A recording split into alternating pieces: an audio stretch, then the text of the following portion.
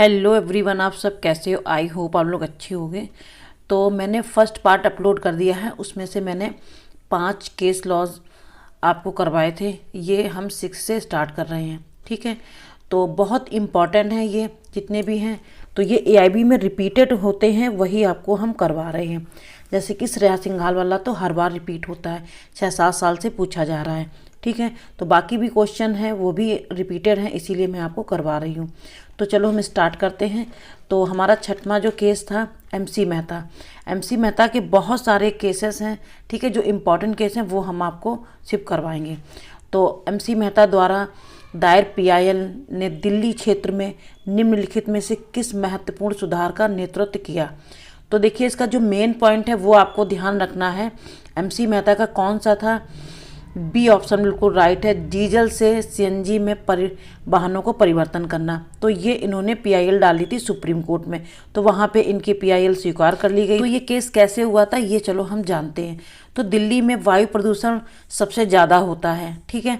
तो इसलिए दिल्ली क्षेत्र में वायु प्रदूषण से निपटने के लिए डीजल से सीएनजी में परिवर्तन के लिए उन्होंने एक पीआईएल डाली थी एमसी मेहता ने, ठीक है। तो सर्वोच्च न्यायालय ने सार्वजनिक परिवहन वाहनों के लिए डीजल से सीएनजी में परिवर्तन करने का आदेश दिया, ताकि जो हानिकारक उत्सर्जन को कम किया जा सके और वायु गुणवत्ता में सुधार हो सके।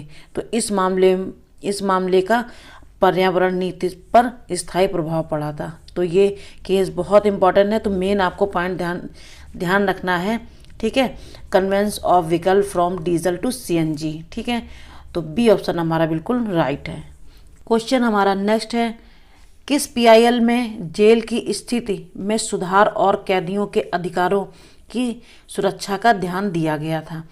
तो ये बहुत इम्पॉर्टेंट है, ठीक है। तो ये केस किससे रिलेट करता है? ऑप्शन इसका ए बिल्कुल राइट है, हुसैन आरा खातून बनाम बिहार राज्य। जो फर्स्ट पीआईएल थी वो भी हुसैन आरा की थी, ठीक है, कैदियों की सुधार के लिए। और ये भी आपका हुसैन आरा का ही केस है। अगर ये दो में से आ जाए फर्स्ट वाला, जैसे फर्स्ट पूछा जाएगा आपसे पीआईएल कौन सी थी, तो वो भी हुसैन आरा की थी। और कैदियों से संबंधित मतलब कैदियों की स्थिति सुधार में, ठीक है, तो ये भी आपका हुसैन आरा का केस है, ठीक है। तो हमारा देखिए केस में क्या होता है, या फिर केस नीचे दे देते हैं, केस के नाम ऊपर डिटेल दे देते हैं, डिटेल नीचे कर देते हैं, तो आपका जो केस होता है वो ऊपर कर। इस टाइप से क्वेश्चन पुटअप करते हैं वहाँ पे एआईबी में या कोई भी एग्जाम हो उसमें भी, ठीक है। तो ये केस कैसे हुआ था और ये किस सन में हुआ था? तो हुसैन आरा खातून बनाम बिहार राज्य 1979 का एक इम्पॉर्टेंट केस है ये, जिसने जेल की स्थिति को सुधारने के लिए पीआईएल डाली थी, ठीक है। तो कैदियों के अधिकारों की रक्षा करते हुए, ठीक है, उसमें विशेष विचाराधीन कैदियों के मामले में सर्वोच्च न्यायालय ने एक सुनवाई के दौरान कानूनी अधिकार को अनुच्छेद यानी कि आर्टिकल 21 के तहत मौलिक अधिकारों के रूप में देखा गया था इसको, ठीक है। तो कैदियों के अधिकारों की रक्षा, ठीक है, ये आपको ध्यान में रखना है। तो ये आपका आ जाता है हुसैन आरा खातून में आ जाता है, ठीक है। तो ऑप्शन हमारा ए बिल्कुल राइट है। क्वेश्चन हमारा नेक्स्ट है, एसपी गुप्ता बनाम भारत संघ मामला किस नाम से जाना जाता है? तो ये हमारा किस नाम से जाना जाता है? ये केस हुआ था 1981 को, न्यायाधीशों का स्थानांतरण मामले के रूप में जाना जाता है, यानी कि बी ऑप्शन, ठीक है। जजों का ट्रांसफ़र हुआ था उस टाइम, ठीक है। तो यह मामला न्यायिक स्वतंत्रता और भारत में न्यायाधीशों के स्थानांतरण के मुद्दे से संबंधित था। इस मामले ने वकीलों और सार्वजनिक रूप से जागरूक नागरिकों को न्यायिक स्वतंत्रता के साथ समझौता करने वाले सरकारी कार्यों को चुनौती देने की अनुमति दी थी। तो ऑप्शन इसका बी बिल्कुल राइट है, जजेस ट्रांसफ़र केस। तो आपको याद रखना मेन जो कीवर्ड है आपका वो हिंदी वाले हिंदी देख लें, इंग्लिश वाले इंग्लिश देख लें। तो बी ऑप्शन में लिखा है न्यायाधीशों का स्थानांतरण मतलब ट्रांसफ़र, ठीक है। तो बी ऑप्शन इसका बिल्कुल राइट है। क्वेश्चन हमारा नेक्स्ट है, क्वेश्चन है पीयूडीआर बनाम भारत संघ मामले में किस श्रम संबंधी मुद्दे को पीआईएल के माध्यम से संबोधित किया गया था? तो इसमें न्यूनतम वेतन कानून मतलब न्यूनतम जो मजदूरी है वो श्रमिकों को नहीं मिली थी। इस मामले में सुप्रीम कोर्ट में ये केस डाला गया था, जिससे कि सरकार उनको उच्चतम मजदूरी दे, क्योंकि वहाँ पे क्या होता था इस मामले में, एशियाई खेलों का जो जहाँ निर्माण हो रहा था और श्रमिक कार्य कर रहे थे उनकी दुर्दशा बहुत खराब थी, जिन्हें उनको मजदूरी भी बहुत कम दी जाती थी। इसीलिए सर्वोच्च न्यायालय में पीआईएल डाली गई थी, जिससे कि उनको सरकार उनको न्यूनतम मजदूरी दे। ठीक है, तो ये मामला किससे रिलेटेड है? न्यूनतम वेतन कानून। ठीक है, तो ए ऑप्शन हमारा बिल्कुल राइट है। क्वेश्चन हमारा नेक्स्ट है, भारत में जनहित याचिका पीआईएल का मुख्य उद्देश्य क्या है? ये बहुत इजी क्वेश्चन है, ये सभी लोगों को ज़्यादातर पता होगा, क्योंकि पीआईएल क्यों डाली जाती है, किस उद्देश्य से डाली जाती है।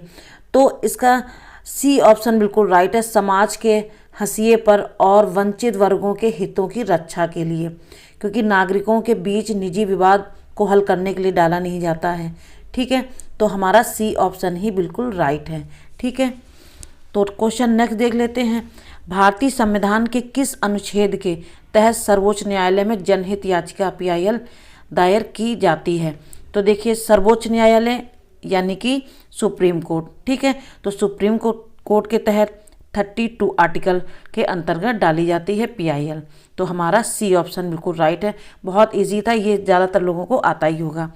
ठीक है, तो इसके बारे में ज़्यादा कुछ जानने की ज़रूरत भी नहीं, आपको खाली इतना पता होना चाहिए कि क्यों डाली गई, और ये सारी चीज़ें नॉर्मल चीज़ें हैं। क्वेश्चन हमारा ये भी बहुत इंपॉर्टेंट है, जो कि ज़्यादातर कई बार एआईबी में पूछा गया है। जुडिशरी की किसी भी होता है, या एआईबी में तो सबसे ज़्यादा पूछा ही जाता है। ठीक है, तो उच्चतम न्यायालय ने किस मामले में घोषणा की कि संबंधित नागरिकों के पत्रों को जनहित याचिका के रूप में माना जा सकता है? ये केस हमारा किससे रिलेट करता है? बी ऑप्शन बिल्कुल राइट है, एसपी गुप्ता बनाम भारत संघ। इनके कई सारे केस हैं जो बहुत इंपॉर्टेंट हैं। ठीक है, तो सर्वोच्च न्यायालय ने फैसला सुनाया कि संबंधित नागरिकों द्वारा भेजे गए पत्रों को पीआईएल याचिका के रूप में माना जा सकता है। ठीक है, इसने पीआईएल की अवधारणा का विस्तार किया और नागरिक समाज की न्यायिक कार्यवाही में अधिक भागीदारी की अनुमति दी, खासकर उन मामलों में जहां पीड़ित व्यक्ति स्वयं न्यायालय में नहीं जा सकते थे। ठीक है, तो ये केस किससे रिलेट करता है? एसपी गुप्ता से रिलेट करता है। ये 1981 का केस है। ठीक है, तो क्वेश्चन हम नेक्स्ट देख लेते हैं। क्वेश्चन हमारा है, बंधुआ मुक्ति मोर्चा मामले में जनहित याचिका का कौन सा महत्वपूर्ण पहलू स्थापित किया गया? ये केस किससे रिलेट करता है? तो लोकस स्टैंडी के पारिश्रमिक नियम में छूट, यानी कि इसका बी ऑप्शन बिल्कुल राइट। इसमें सार्वजनिक रूप से जागरूक व्यक्तियों या संगठनों को उन वंचित समूहों की ओर से याचिकाएं दायर की गई थी। ठीक है, तो हमारा बी ऑप्शन बिल्कुल राइट है, लोकस स्टैंडी। ठीक है, इनका नियम था ये। तो क्वेश्चन हम नेक्स्ट देख लेते हैं। क्वेश्चन हमारा है, जनहित याचिका दायर करने के लिए निम्नलिखित में से कौन सा वैध आधार नहीं है? तो हमारा कौन सा वैध आधार नहीं है? व्यक्तिगत संपत्ति विवाद पीआईएल के दायरे में नहीं आती है। ठीक है, ये इसका आधार नहीं है। पीआईएल का मेन उद्देश्य क्या होता है? सार्वजनिक हित के मुद्दे को संबोधित करना, जैसे कि पर्यावरण संरक्षण, मानवाधिकार उल्लंघन और सरकारी भ्रष्टाचार, ना कि निजी विवादों का निपटारा करना। तो इसका राइट ऑप्शन क्या होगा? व्यक्तिगत संपत्ति का विवाद, ये हमारी पीआईएल में नहीं आती है, ये इसका वैध आधार नहीं है। तो हमारा सी ऑप्शन बिल्कुल राइट है। ठीक है, क्वेश्चन हम नेक्स्ट देख लेते हैं। क्वेश्चन हमारा, निम्नलिखित में से कौन भारत में न्यायिक सक्रियता और पीआईएल की अवधारणा का प्रबल समर्थक था? ये जो क्वेश्चंस हैं ये बहुत मोस्ट इम्पॉर्टेंट इसको बोल सकते हैं। तो ये इससे कई तरीके से क्वेश्चन पूछा जा सकता है। ये फादर भी पूछ सकते हैं कि पीआईएल का कौन फादर है। तो फादर हमारे कौन है? न्यायमूर्ति पीएन भगवती। भारत में न्यायिक सक्रियता और पीआईएल की अवधारणा में एक मजबूत समर्थक रहे हैं, जिन्होंने सामाजिक न्याय के मामलों में न्यायपालिका की भूमिका का विस्तार किया। ठीक है, और बहुत महत्वपूर्ण भूमिका निभाई भी उन्होंने, विशेष रूप से पीआईएल के माध्यम से। ठीक है, जो वंचित समूह थे, मतलब जो संगठन थे जो वंचित थे अधिकारों की रक्षा के लिए, उनके लिए हमेशा ये वरदान रहे हैं पीएन भगवती। तो यानी कि इसका बी ऑप्शन बिल्कुल राइट है, न्यायमूर्ति PN Bhagwati, God of father भी बोल सकते हैं पीआईएल के। तो बी ऑप्शन इसका बिल्कुल राइट है। क्वेश्चन हमारा नेक्स्ट है। क्वेश्चन हमारा, किस मामले में सुप्रीम कोर्ट ने कहा कि न्यूनतम वेतन से कम वेतन पाने वाले कर्मचारी सीधे सुप्रीम कोर्ट जा सकते हैं। तो ये किस केस में कहा गया था, ये मुझे आप लोग कमेंट बॉक्स में बताना, ठीक है। इसके बारे में हम आपको बता सकते हैं चुके हैं न्यूनतम मजदूरी के बारे में कि किससे रिलेट करता है, विशाखा से, कि एशियाई यार्ड वर्कर मामला, कि ओल्गा टेलिस, कि एसपी गुप्ता, ये किससे रिलेट करता है, न्यूनतम वेतन मजदूरी वाला मामला, ठीक है। क्वेश्चन हमारा नेक्स्ट है और लास्ट क्वेश्चन है, ठीक है। निम्नलिखित में से कौन सा जनहित याचिका का वास्तविक उद्देश्य नहीं है। ये हमारा क्वेश्चन रिपीट क्वेश्चन है, तो इसका इस तरीके से भी क्वेश्चन पूछा जाता है, तो इसका डी ऑप्शन बिल्कुल राइट है। प्रसिद्धि होना या धन कमाना, ये इसका उद्देश्य नहीं। तो आज के एमसीक्यू इतने कवर किए हैं, ठीक है। 17 समथिंग मैंने कवर किए हुए हैं। अगर अच्छे लगे तो लाइक कर देना, सब्सक्राइब कर देना चैनल पे नए हो। तो मिलते हैं नेक्स्ट वीडियो में नेक्स्ट टॉपिक के साथ में। Thanks for watching. और एग्ज़ाम की डेट आ गई है, आप लोग अच्छे से रीड करना जिससे कि आपका एग्ज़ाम क्लियर हो जाए। और ज़्यादातर बेयर एक्ट आपको सारी ले जानी है, कोई बेयर एक्ट आपको छोड़नी नहीं है, जिससे भी क्वेश्चन आ जाए सेक्शन वाइज तो आप उससे कर सको, ठीक है। मिलते हैं नेक्स्ट वीडियो में। Thanks for watching.